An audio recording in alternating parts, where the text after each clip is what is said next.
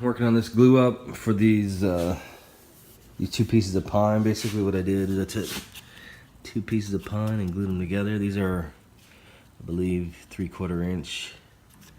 This dimension here is 8 inches, I believe, and then it's like 6 or 8 feet long. All I did was I used a little trowel or this scraper, dumped a whole bunch of glue down and just kind of spread it out, and then flipped one over onto the top, lined it up as good as I can, and then try to clamp to the extent possible just to make sure that all these gaps close in between. You see there's not a closed gap right there. I'm gonna have to add another clamp. Yeah, so I'm gonna join this on the joiner after it dries. There's a little bit of underflush situation going on here, so in this case it doesn't matter for me, but if you don't have a joiner, you want to take some time to make sure this gets glued up right, and that you close all your gaps and that your boards are all even, because it may be difficult to get a square edge after that unless you have some workshop machines. Okay, I added a few more clamps. One thing I want to talk about is, so I basically bought these at Home Depot. These are cheap quality. I think these 2 boards are like $8 a piece, so they're like not the grade A select or whatever they call it. I mean, the way I'm gonna finish these, it doesn't really matter how many knots it has in it, really.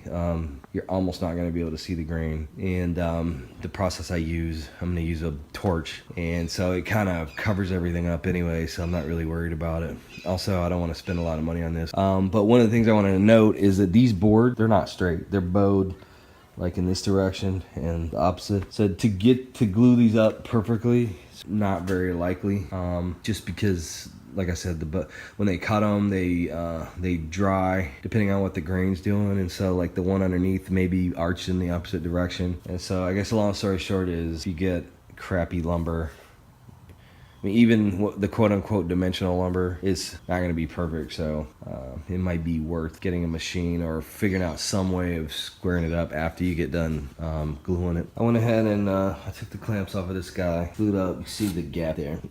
When I get done, I'll show you, but it doesn't really matter. So I planed this edge here, or this backside here, until it's perfectly flush all the way down and squared up with one of the sides. So I cut this heel off here just so these 2 sides are even. Before, like, one was like sticking out a little bit. So now I have a good edge I can measure from. Actually, I just cut this guy off here. Anyway, I'm gonna measure out 66 inches from that edge, this line here. And so according to my plan, basically this is 6 feet, and so I'm taking off 3 here and 3 here. So that'll give me some excess. This board right here is 19 inches.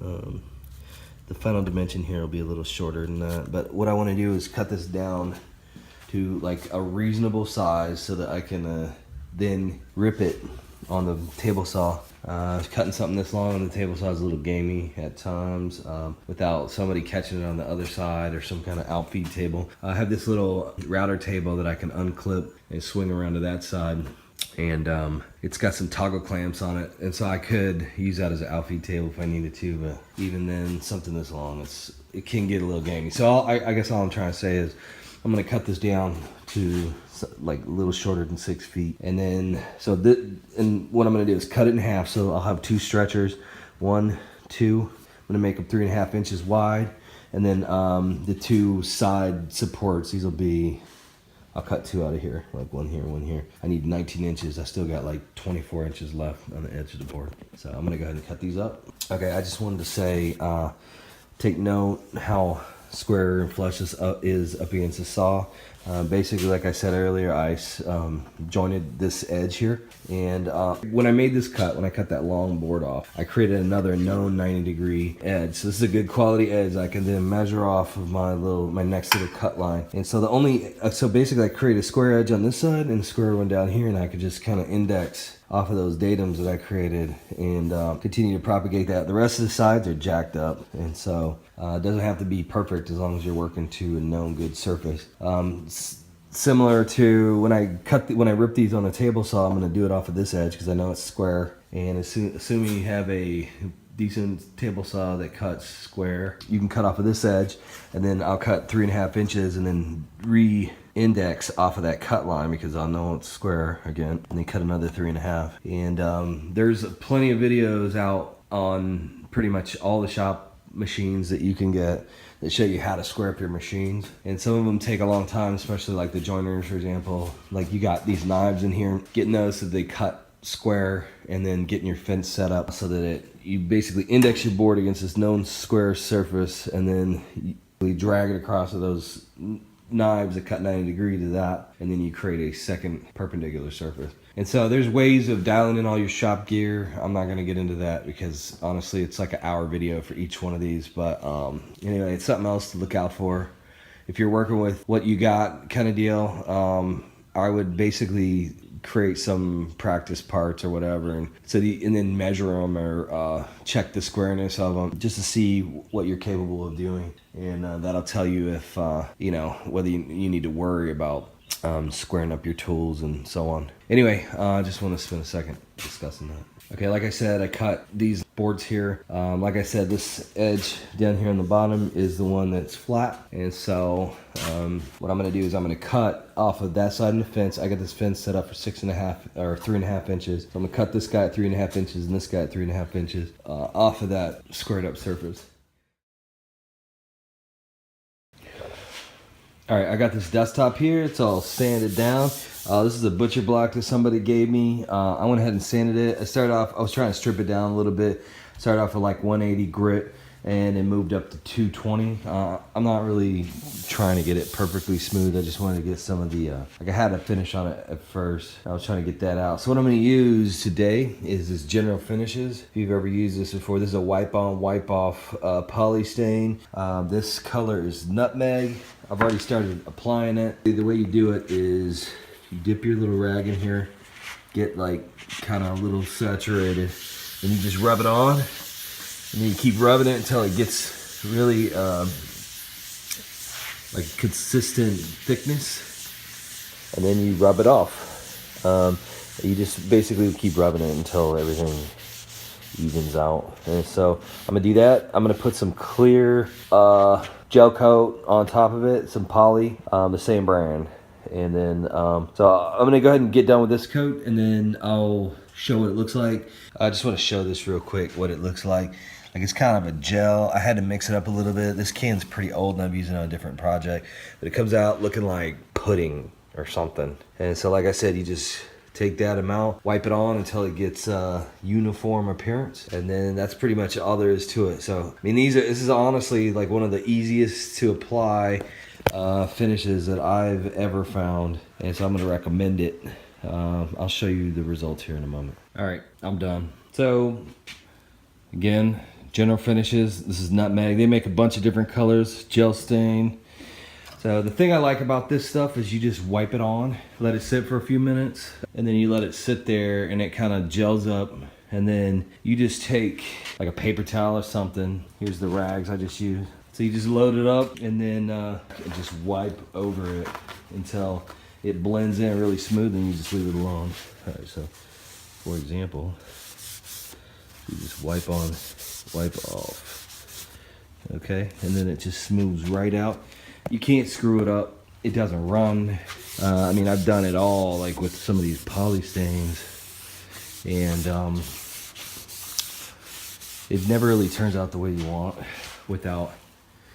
About the best that I've seen is where you use a Hvlp gun, and I mean that requires a lot of times. I mean, if your shop is as dusty as mine, look at all that.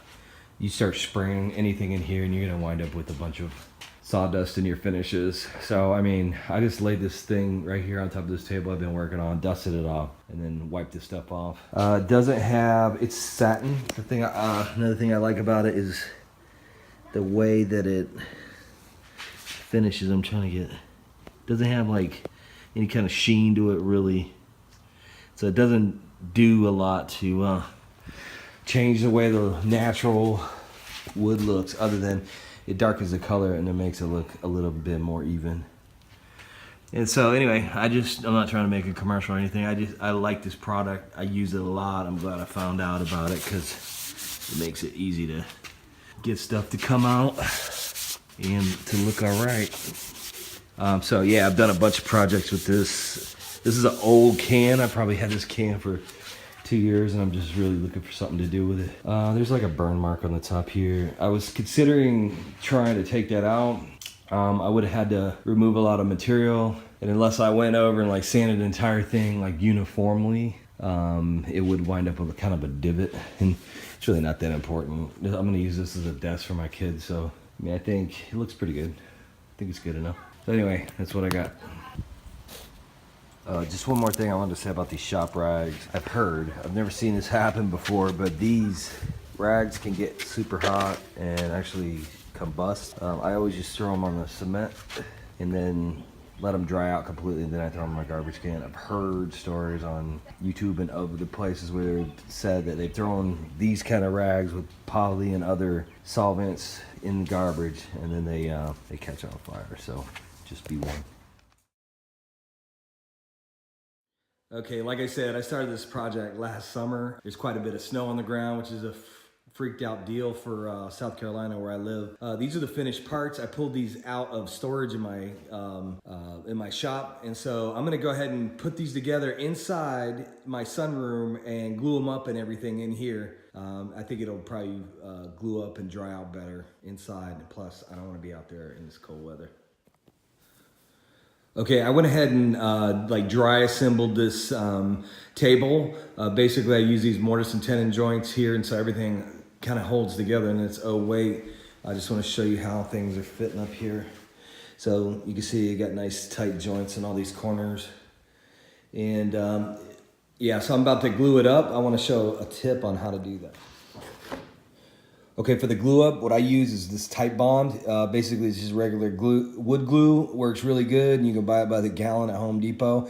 They also have Titebond 2 and Titebond 3. I think Titebond 2 has a blue lid, and it works for outside projects. I think it holds up. I think this is water-based, so if it gets too wet, it'll come off. But yeah, the other stuff, the Titebond 2, you could use it for like lawn furniture or whatever you need to use. One of the tips I wanted to give is I use this silicone brush. This is like a basting brush you get at a kitchen store, and so it's got a plastic handle, and then this part's silicone, and it's got these little bristles on here. Now, I only use this in my garage, but the good thing about using it is after the glue dries, you could just roll this in your fingers and all the glue comes out. It doesn't stick to the brush. So this works really well for something like this. Okay, I got a heap in serving of glue poured into this little steel bowl here. Usually this is the way I do it. It's too hard to use a glue bottle. This stuff is so thick it doesn't really squirt out very well. I think they have containers that work decent, but I like just taking it and spreading it out. You get it on this applicator here, and then you can really just spread it out nice and at a uniform thickness. And so I'm gonna go ahead and glue all these joints like this. I'll make sure I get good coverage in the middle of this. Another thing you wanna do is get like a wet paper towel or something, because you're gonna get some runs when you close your joints up. And so what you wanna be able to do is wipe those off. Once the glue dries, it's pretty hard to clean up. And so you can help yourself out quite a bit by doing as much cleanup up front with the material while it's wet, because you can move it around and flatten it out so it's not very thick.